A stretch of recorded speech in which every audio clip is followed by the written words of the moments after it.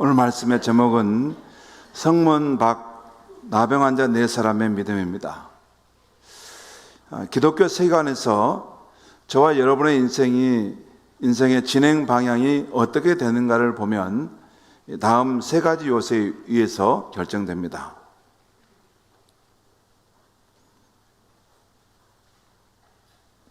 먼저 우리의 인생의 진행 방향은 어떻게 되는가? 첫 번째 요소는 하나님의 자유의지와 섭리입니다.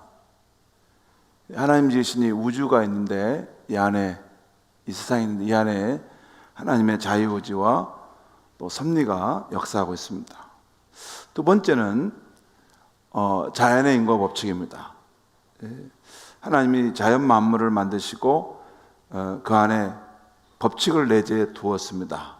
그것이 중력의 법칙이고 또 여러 가지 전자기의 법칙, 또 여러 가지 질량 보존의 법칙, 이런 법칙들이 있고 과학자들이 그걸 발견해서 과학 발전을 기하죠. 그리고 또 하나 성경에서 말하는 그 씨를 뿌림과 거둠의 법칙입니다. 그러니까 씨를 뿌리게 되면 반드시 때가 되면 그 씨에 대한 열매를 거둔다는 것이죠. 씨를 안 뿌리면 거둠이 없습니다. 그리고 어떤 씨를 뿌리느냐에 따라서 그 씨의 결과를 우리가 받게 된다는 것이죠. 이게 자연의 인과 법칙입니다. 그래서 어떤 사건이 일어날 때 이 자연의 인과 법칙의 이 패턴을 따라 원인이 있으면 그 결과를 향해 가게 되어 있습니다. 그리고 세 번째는 인간의 자유의지입니다. 이 인생의 진행 방향이 어떻게 되는가? 이 세 번째 요소는 인간의 자유의지입니다. 인간이 또 행동하고 또 기도하는 걸 통해서 우리 자유의지를 표현하죠.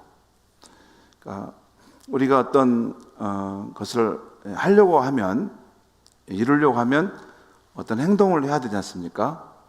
그리고 그 행동은 나의 자유의지에 의해서 시작되는 거죠. 이 3가지 요소에 의해서 우리 인생의 사건의 경로가 이렇게 결정이 됩니다. 근데 이제 인간의 자연 법칙은 보통 이제 쭉 지나가는 것이고, 또 가장 중요한 것은 하나님의 자유의지와 인간의 자유의지 두 영역이 어떻게 조화를 이루면서 또 우리 삶 속에 우리 인간의 가운데 하나님의 뜻이 이루어지고 또 우리 인생의 방향이 나아가느냐 하는 것이죠. 여기서 꼭 또 하나 알아야 될 것은 이 세상의 유물론적 세계관, 그러니까 물질이 의해서 세상은 모두 존재한 것이다 라고 여기는 유물론적 세계관, 과학적 세계관 속에서는 1번이 없습니다. 하나님의 자유의지와 섭리 이런 건 없고 그냥 자연의 인과 법칙과 인간의 자유의지에 따라서 이 역사와 또 우리 인생의 방향이 결정된다고 합니다. 그렇게 보는 것이죠. 그런데 기독교 세계관에서는 여기에 첫 번째, 두 번째, 세 번째, 하나님의 자유의지와 또 자연의 인과 법칙, 또 인간의 자유의지, 이 3가지 요소가 다 실제할 뿐 아니라 창조자 하나님은 이 자연의 법칙과 인간의 삶을 주관하시고 때로는 이 세상 역사와 인간의 삶의 개입에 들어오셔서 사건의 경로를 바꾸실 수가 있습니다. 여기 기독교 세계관입니다. 하나님이 우주 밖에만 있는 게 아니고 우리가 사는 세상 안으로 들어오셔서 인간의 자유의지의 그 행동을 통해서 사건의 경로를 바꾸실 수가 있어요. 특별히 우리가 하나님에 대한 믿음을 가지고 행할 때, 나아갈 때 하나님에 대한 믿음을 우리에게 나타내는 것이기 때문에 거기에 대해서 하나님의 어떤 반응을 나타내시는 것입니다. 이렇게 우리 인생의 방향이 진행되기 때문에 기독교인들은 이 세상이 닫힌 세계가 아니라 열린 세계임을 알고 삽니다. 곧 우리가 믿음을 갖고 행동할 때 하늘의 하나님께서 보시고 개입해 들어오실 수 있음을 믿는 사람들입니다. 이게 기독교인입니다. 그러니까 기독교 세계관 속에서는 이 기적이 일어날 수 있습니다. 물론 일상의 삶에 이런 것들도 다 놀라운 기적이지만 우리가 믿음으로 행할 때 하나님께서 우리의 삶에 들어오셔서 우리의 인생에 원래 이게 경로가 이렇게 될 상황인데 이걸 이렇게 바꿔가도록 도와주실 수 있습니다. 물론 이것은 우리도 그 영향을 미치기도 하지만 하나님도 우리의 인생의 방향을 각도를 조금 다른 쪽으로 이렇게 바꿔놓을 수 있습니다. 그러니까 우리의 믿음의 행동이 참 중요합니다. 예를 들어서 우리가 이 룻기에 나오는 룻에 대해서 한번 생각해 보겠습니다. 거기 나옴이라는 사람이 베들레헴 땅에 흉년이 들게 되자 모압 땅으로 그 남편 엘리멜렉과 함께 그곳에 가서 이제 살기 위해서 이사를 하죠. 그런데 거기 살면서 남편도 죽고 두 아들도 죽게 됩니다. 그런데 두 아들이 장성해서 결혼을 했기 때문에 두 자부가 남았어요. 그래서 이제 그 시어머니 나오미는 자기 고향으로 돌아갈 생각을 하고 그 자부들에게 이제 너는 내 고향으로 돌아가 행복하게 살라라고 권면합니다. 근데 그때 룻이 이렇게 고백합니다. 어머니, 나로 어머니를 떠나가라고 하지 마소서. 이제 나는 어머니를 따라 죽는 데까지 가겠습니다. 이제 어머니의 백성이 나의 백성이 되고 어머니 하나님이 나의 하나님이 될 것입니다. 어머니가 죽으시는 곳에 나도 죽어 거기에 묻히겠습니다. 아주 어머니와 함께 하겠다는 결단적 마음이죠. 그러면서 룻은 자신의 육신의 고향을 버리고 시어머니를 따라 모압 광야를 지나 하나님의 약속의 땅을 향해서 나아갑니다. 궁극적으로 그 약속의 땅은 하늘의 본향을 향해서 나아가는 발걸음이었던 것이죠. 그리고 룻이 믿음으로 행동하는 이것을 하나님께서 보셨던 것입니다. 그래서 하나님이 어떻게 하셨습니까? 룻기의 성경을 보면 잘 기록되어 있는데 하나님께서 룻의 삶에 전적으로 개입하셔서 그의 삶을 놀랍게 책임져 주십니다. 거기 보면 여러 룻기의 기록을 보면 우연처럼 보이는데 필연적으로 일어나는 일이 있어요. 그러니까 그것이 우연히 일어난 것 같은데 보이지 않는 어떤 손길이 그의 삶을 이렇게 도우신다는 그런 것을 볼 수 있는 룻기의 그런 기록들이 계속 나옵니다. 그래서 이 룻이라는 이방 여인이 그 나중에 이 다윗 가문의 훌륭한 믿음의 선친이 되는 그런 길을 가게 되죠. 여러분 또 거인 골리앗에 맞선 어린 다윗을 생각해 보십시오. 골리앗이 자신의 힘과 강력한 무기로 무장하고 이스라엘 군사들 앞에 나타나 만군의 하나님의 이름을 모욕합니다. 하지만 누구도 거인님의 용사인 골리앗 앞에 두려워 떨 뿐 나서지 못합니다. 그러나 그 모습을 본 어린 다윗에게 거룩한 분노가 일어납니다. 어찌 할례받지 않는 저 이방 사람이 하나님의 이름을 욕할 수 있단 말인가? 결국 다윗은 골리앗에 맞서서 이렇게 외치며 나아가게 됩니다. 너는 칼과 창으로 나오지만 나는 만군의 하나님의 이름으로 내게 나아간다.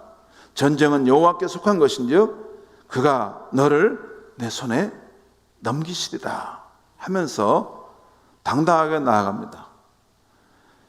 이렇게 다윗은 땅에 추락한 하나님의 영예를 회복하려고 믿음으로 나아가는데 그 모습을 하나님 보실 때 가만히 있을 수가 없었습니다.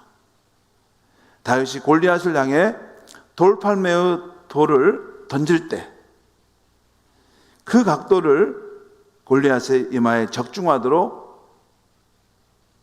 하나님이 개입하시는 상황이 된 것입니다. 여러분, 한번 생각해 봅시다. 이 어린 다윗이 이렇게 돌팔매질을 해서 던졌잖아요. 그런데 다윗이 굉장히 돌팔매질에 능숙했기 때문에 이 던졌을 때 정확하게 자연의 인과 법칙에 따라서 그 바람의 세기와 각도가 맞아서 탁 골리앗 이마에를 쳐서 넘어뜨릴 수도 있었겠죠. 그런데 또 다른 방법 하나 더 있어요. 온숭이도 나무에 떨어지는 법 있지 않습니까? 그래서 다윗이 던졌는데 약간 빗나가는 상황이 될 수 있었어요. 그럴 수도 있죠. 그런데 그 바람의 세기와 그 날아가는 속도에 그것을 각도를 하나님이 조금 만졌는데 정확하게 거기에 맞아 떨어져서 골리앗이 쓰러지게 될 수도 있는 거죠. 그 자세한 것은 나중에 천국에 가서 제가 물어봐야 될 상황입니다. 근데 아마 둘 중에 하나일 거예요. 그런데 만약에 그것이 빗나갔을 경우면 하나님께서 그 상황에 다윗을 지켜야 되기 때문에 그 빗나가는 것이 반드시 각도를 조정해서 골리앗을 정통하도록 하나님이 아마 손을 댔을 겁니다. 기독교인은 이렇게 우리의 삶에 하나님의 신적 개입이 있을 수 있음을 믿는 사람입니다. 지난주에 우리 교회 출신 형제님과 자매님이 결혼식 순서를 맡아달라고 저를 찾아왔어요. 신랑이 될 그 형제님은 듬직하고 신부가 될 자매님은 아름다웠습니다. 마음껏 축복해 주었습니다. 그러다가 문득 이 두 청년이 어떻게 이 순천 땅에서 만나 결혼하게 되었을까? 갑자기 그 생각이 드는 거예요. 그러면서 그 만남이 너무 신비롭다라는 생각이 드는 거예요. 두 사람이 어떻게 우리 교회에서 서로 만나게 되었을까? 우리 교회 출신 청년들입니다. 이게 두 사람의 의지로만 될 수 있는 일입니까? 여러분 어떻습니까? 만일 그 형제님이 1930년도에 이 세상에 태어났다면 90세가 된 상황이니까 그 자매님하고 연결이 안 될 수가 없죠. 어떻게 70세를 건너뛰고 만날 수가 있겠습니까? 예. 또 하나, 그들의 부모님이 적합한 시기에 이 순천 땅에 와서 살아야 하고 또 우리 교회를 다니는 분들이어야 합니다. 그래야 이 두 청년이 우리 교회 청년의 활동에서 서로 만날 수 있는 상황이 되는 것입니다. 그렇죠? 그러니까 두 사람이 서로 만나겠다 의지를 발휘한다고 해서만 되는 문제가 아닙니다. 이미 그 전에 많은 영역에서 자기의 힘을 넘어서는 어떤 일들이 일어났다는 것입니다. 성도 여러분, 이처럼 우리의 삶에는 우리의 자유의지로 선택하는 것도 있지만 하나님 또한 우리의 인생에 개입하셔서 그 뜻을 이루어 가시는 것도 있는 것입니다. 이 두 가지가 있어요. 내가 2023년도 순천 땅에 내가 살리라. 이것이 내가 마음의 정함을 두고 이곳에 산다라고도 할 수 있지만 또 다른 관점에서 보면 사도행 11장에 분명히 하나님은 각 사람이 살아갈 그 삶의 거주지와 생의 연대를 정하신다라는 표현이 나옵니다. 두 면이 있어서 오늘 우리의 삶이 있다는 것입니다. 그래서 히브리서 11장 말씀이 없어버렸네. 예, 그래요. 히브리서 11장 6절에 보면 믿음이 없이는 하나님을 기쁘시게 하지 못하나니 하나님께 나아가는 자는 반드시 그가 계신 것과 또한 그가 자기를 찾는 자들에게 상 주시는 이심을 믿어야 할지니라 라는 말이에요. 여러분, 우리가 신앙생활 할 때 가장 중요한 것은 믿음이라는 거예요. 하나님께 향한 믿음인데 두 가지입니다. 첫째는 하나님이 반드시 계신 분이라는 거. 두 번째는 그 하나님을 찾는 자들에게 하나님의 상 주시는 분이라는 거. 하나님을 향해 믿음의 행동을 가지고 하나님께 구하는 자에게 하나님이 어떤 방식이든지 그 삶에 개입해 들어오신다는 거예요.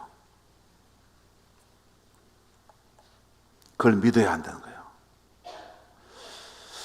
오늘 본문의 이야기는 바로 앞장인 열왕기하 6장 24절부터 시작됩니다. 아람 나라는 이스라엘 북쪽에 위치한 나라로 늘 이스라엘을 침략해 왔습니다. 이번에는 아람 나라의 왕이 대군을 이끌고 와서 이스라엘의 수도 사마리아 성을 포위하여 완전하게 봉쇄를 그 성 주변을 봉쇄한 것입니다.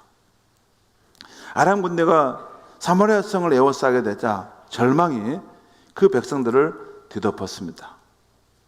성 안에는 양식이 떨어지고 굶주림에 처한 백성들의 삶은 비참했습니다. 물가가 천정부지로 쏟아서 부정한 짐승인 나귀 새끼도 아주 비싸게 팔렸습니다. 어느 날 이스라엘 왕 여호람이 그 성을 시찰할 때 두 여인이 싸우는데 차마 들을 수 없는 비극적인 이야기를 하는 것입니다. 이 두 여인이 너무 굶주려서 서로의 아이를 차례로 잡아먹기로 약속했다는 것입니다. 한 여인의 아이를 먼저 잡아먹고 그 다음에 다른 여인의 아이를 잡아먹으려 하는데 이 여인이 자기 아이를 안 놓겠다고 하는 것입니다. 이제 거부하는 것이에요. 그래서 왕께 중재해 달라고 호소하는 것입니다. 이 얼마나 이거 정말 참혹한 일입니까? 이 비통한 일입니까? 이런 말을 들을 때 왕이 너무 비통해서 내 나라에서 어찌 이런 일이 있을 수 있단 말인가 하면서 옷을 찢고 탄식합니다. 그러면서 모든 책임을 하나님의 사람 엘리야에게 돌리면서 그를 죽이려고 군사를 보냈죠. 엘리사는 자신을 잡으러 온 이들을 향해서 이렇게 희망의 메시지를 전합니다. 1절 말씀입니다. 여기 보면 1절에 제가 읽겠습니다. 엘리사가 이르되 여호와의 말씀을 들을지어다. 여호와께서 이르시되 내일 이맘때에 사마리아 성문에서 고운 밀가루 한 수아를 한 세겔로 매매하고 보리 두 수아를 한 세겔로 매매하리라 하셨느니라. 여호와의 말씀이라는 거예요. 내일 이맘때 하루만 딱 지나면 이제 이 사마리아 성문에서 이 고운 밀가루가 한 수아는 한 말 정도 됩니다. 이것이 아주 그냥 값싸게 팔릴 것이고 또 보리 두 수아도 두 말도 아주 값싸게 팔릴 것이라는 것이에요. 아무튼 내일 이맘때에는 성 안에 곡식이 풍족해져서 이 양식 문제가 해결될 것이라는 말씀이죠. 여러분, 굶주려 있는 사람들에게 풍족한 쌀이 생길 것이라는 말보다 더 기쁘고 아름다운 소식이 어디 있습니까?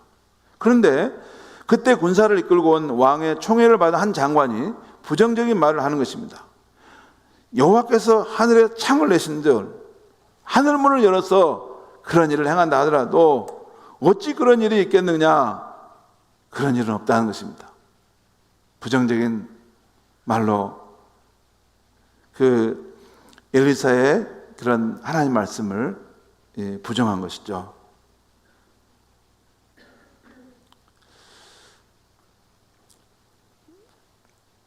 지금 성 안에 굶주림이 얼마나 심한데 지금 아람 군대가 성을 완전히 봉쇄하고 있는 상황인데 어디서 그렇게 많은 양식이 갑자기 하루 만에 생길 수 있다는 말이냐? 전혀 현실적인 이야기가 아니라는 것입니다. 그러자 엘리야 선지자는 이렇게 말씀합니다. 당신은 그 눈으로는 그 일을 볼 것입니다. 그러나 당신은 그것을 먹지는 못할 것입니다. 라고 말해요. 곧 여호와께서 개입하셔서 그 일이 이루어질 것이지만 당신은 그 축복을 누리지 못할 것이라는 뜻입니다. 사실 하나님께서는 엘리사의 예언대로 사마리아 성의 사람들을 구원하기를 원하고 있었습니다.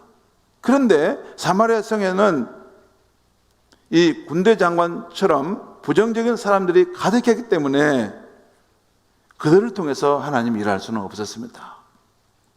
그때 성 밖에 나병환자 4사람이 그곳에 있었는데요. 오늘 보면 3절에 나옵니다. 그 당시 나병은 한 번 걸리면 사회적으로 격리되어 성 밖에서 살아야 했습니다. 그리고 성 안에서 주는 음식을 받아먹고 살아야 하는 상황이었어요. 그런데 이 사마리아 성의 양식이 떨어져 굶어 죽은 상황인데 그들에게 줄 음식이 어디에 있겠습니까? 그 안에도 없는데, 성 안에도 부족한데. 그러자 이 네 사람이 긴급회의를 열었습니다. 이보게들, 우리가 여기 앉아서 죽기만을 기다릴 수는 없지 않는가? 어떤 방책을 세워봐야지. 그래, 그러면 어떻게 하면 좋겠는가? 그러자 그 중에 한 사람이, 이보게들, 우리가 성으로 들어간다 해도 성 안에도 양식이 없으니 어차피 우리가 굶어 죽을 것이네. 그렇다고 우리가 여기에 있어도 죽을 것 아닌가? 먹을 것이 아무것도 없는데. 그렇다면 우리가 일어나서 아람 군대에게 나아가서 항복을 해보면 어떻겠나? 만일 그들이 우리를 살려주면 살 것이고 우리를 죽이면 죽을 것이 아닌가? 참으로 절망적인 상황입니다. 이래도 죽고 저래도 죽는 것이 마찬가지니 차라리 시도라도 해보고 죽자라는 거예요. 뭔가 움직임을 해보고 죽자라는 거예요. 여기서 여러분, 지난날 살아오면서 이런 절망적인 환경에 처해 본 적이 있습니까? 내가 그런 적이 있습니까?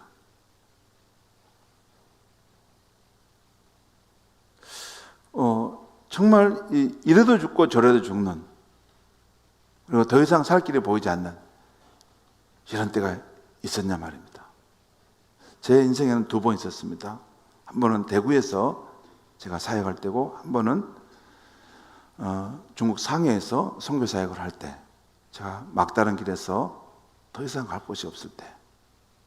대구에서 사역할 때는 그때 정말 제가 모든 것을 접고 포기하고 싶었는데 마지막 순간에 하나님께서 제 삶에 개입하셔서 죽더라도 걸어야 산다, 이것을 현판 큰 글씨처럼 제 마음판에 확연하게 깨닫게 해주셨어요. 그 말씀 하나를 붙들고 정말 죽을 것 같은 상황인데, 그래, 아직은 안 죽었으니까 걸을 수는 있는 거 아닌가. 그래서 끝까지 걸었고 그 가운데 하나님께서 저를 통해서 역사하셨습니다. 그리고 그때 그 경험이 저의 인생에 아주 중요한 축 자체를 전혀 다른 방향으로 바꿔 놓으셨어요. 그게 제 삶의 결정적인 영향이었다고 볼 수 있습니다. 여러분, 이렇게 살아날 가능성이 거의 없는 중에 1%도 안 되는 희망을 갖고 어떤 시도를 해보신 적이 있습니까? 저는 교육자들에게 물어봤더니 아직은 다 없다는 거예요. 여러분 어떻습니까? 여기서 이 나병 환자들이 일어나 아람 군대에게 한번 가보자 하는 말은 희망을 100% 포기했다는 뜻은 아닙니다. 가봤자 100% 죽을 것이라면 갈 필요가 없겠지요. 지금도 굶주려 걸을 기력도 없는데 거기까지 가서 죽겠습니까?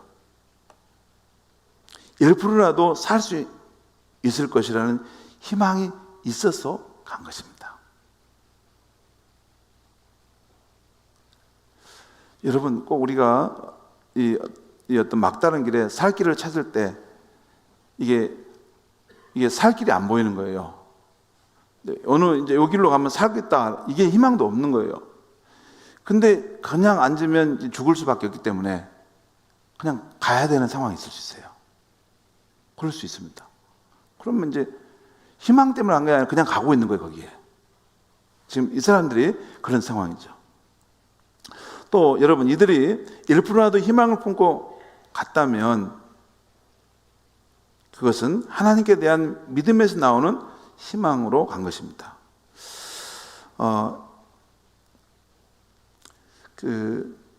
여기 보면 이 사람들이 믿음이 있었다고 하는 것은 작은 믿음이지만, 있었다 하는 것은 저 뒤에 보면 우리가 이렇게 하지 않으면 벌을 받을 것이다 라는 표현을 하고 있어요.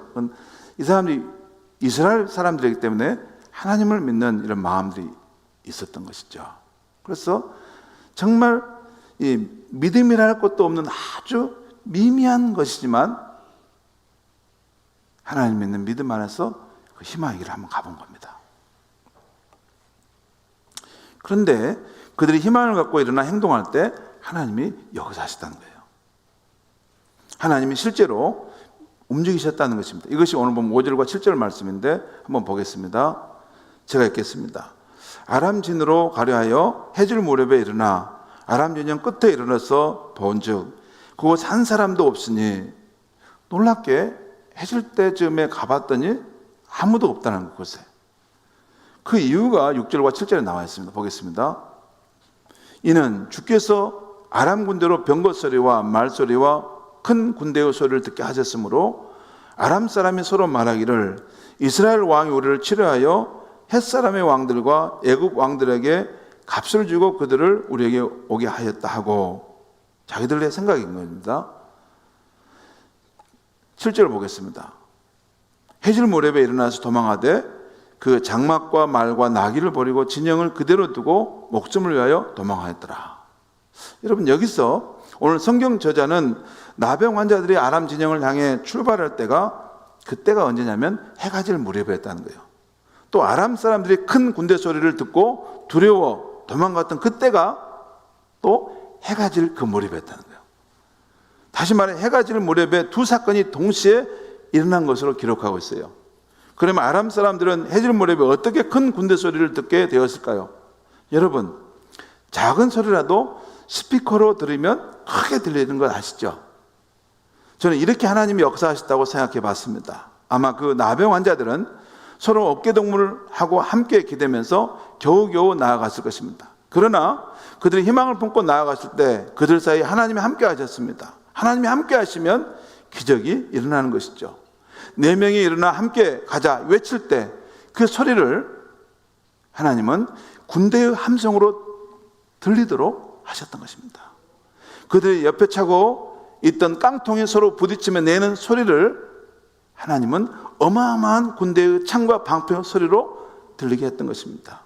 또한 그들이 걸어가면서 힘들게 내쉬는 벅찬 숨소리를 수많은 말들의 소리가 되게 하셨고, 그들이 힘이 없어 비틀거리며 넘어질 때마다 그 소리는 지축을 울리는 병거 소리가 되도록 하나님이 그 가운데 개입하셨던 것입니다.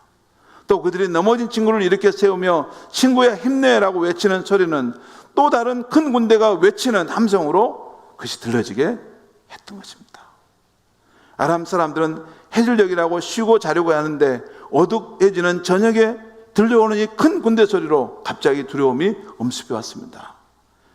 가만히 있다가는 뼈도 못 치르겠다는 생각 속에 속옷 차림으로 그냥 도망갔던 것입니다. 그러니까 하나님께서 그 나병 환자들의 희망의 행진을 사용하셔서 아람 군사들이 큰 군대 소리를 듣게 하셨고 모든 것을 놔두고 혼비백산한 모습으로 도망가게 하셨던 것입니다. 그 결과 4명의 나병 환자가 아람 진영에 도착했을 때는 그곳에 한 사람도 남아있지 않았던 것이죠.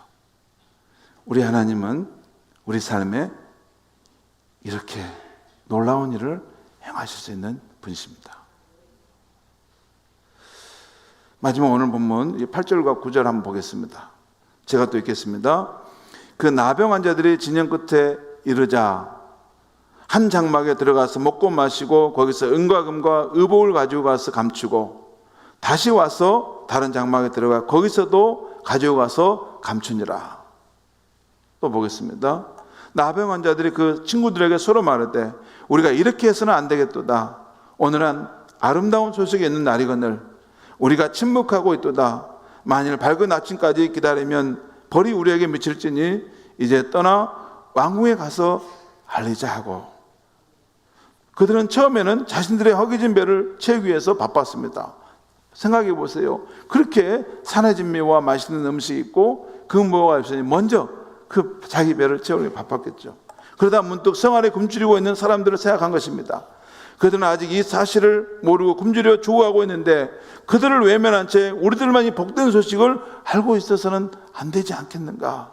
그래서 곧 왕궁으로 달려가서 성읍의 문지기에게 이 좋은 소식을 알려주었습니다. 그 결과 모든 백성들이 달려나와 아람 군사들이 남겨두고 간 그 풍족한 양식을 먹고 살 수 있게 되었습니다. 그리고 여호와께서 하늘에 창을 내신들 어찌 이런 일이 있겠느냐고 부정적으로 말했던 그 군대 장관에 대한 예언이 이루어졌는데 그는 성문을 지키다가 백성들이 밀려나가는 그 인파에 넘어져서 결국 발포해서 죽게 되었던 것입니다. 그는 그 상황을 봤으면서도 그 축복을 누리지는 못했던 것입니다. 성도 여러분, 오늘 하나님께서 이 사마리아 성의 절망을 희망으로 바꾸시는데 사용했던 이 나병 환자의 믿음을 두 가지를 우리가 한번 생각해 보고자 합니다. 하나는 그들이 절대 절망의 상황에서도 1%의 희망을 붙들고 나아갔다는 것이에요. 성도 여러분, 믿음의 사람이란 인간의 방법으로는 아무리 절망적인 상황에서도 하나님이 개입하실 수 있음을 믿고 아주 가난한 한 줄기 그 희망의 길이 있을 때 그것을 걸어가 보는 것입니다. 그럼 하나님께서 우리의 믿음의 발걸음과 함께 하셔서 새로운 일을 행하신다는 것입니다. 또 하나 이들에게 배울 것은 그들은 자신이 알게 된 좋은 소식을 혼자만 누리고 만족하지 않았습니다. 자신들이 발견한 아름다운 소식을 가족과 이웃과 나누어야 함을 깨닫고 그 소식을 온 성중에 전해주어 모든 사람이 살도록 한 것이죠. 여러분, 우리 가족 행복 전도 축제에 가족이나 이웃을 인도하는 일이 많이 부담이 되실 것입니다. 저도 누구를 이 축제에 초대할까 여러 생각을 하고 기도하는 중에 있습니다. 중요한 것은 우리가 나는 해도 안 된다는 생각으로 미리 포기하지 않는 것입니다. 오늘 이 나병 환자들처럼 누군가를 인도할 1%의 희망이 있고 1%의 가능성이 있으면 꼭 시도해 보시기 바랍니다. 왜? 우리가 사는 세계는 열린 세계이고 하나님께서 함께 역사할 수 있기 때문입니다.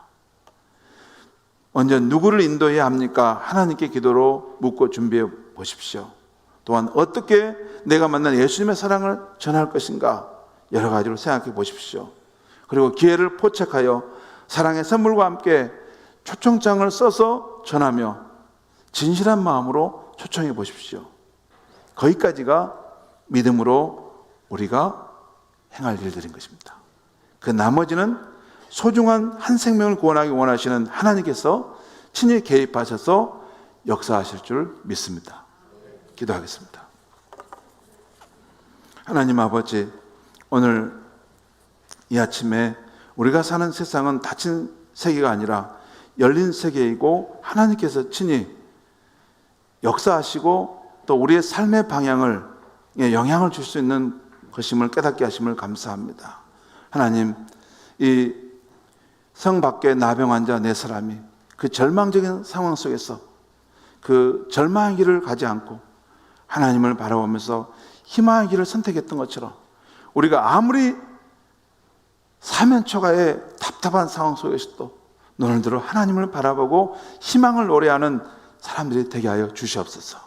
그리고 또한 우리가 이번에 한 생명을 주께 인도할 때 우리 어려운 상황이지만 우리가 받은 사명을 믿음으로 감당할 때 하나님께서 일하시는 놀라운 현장을 목도하게 하여 주시옵소서.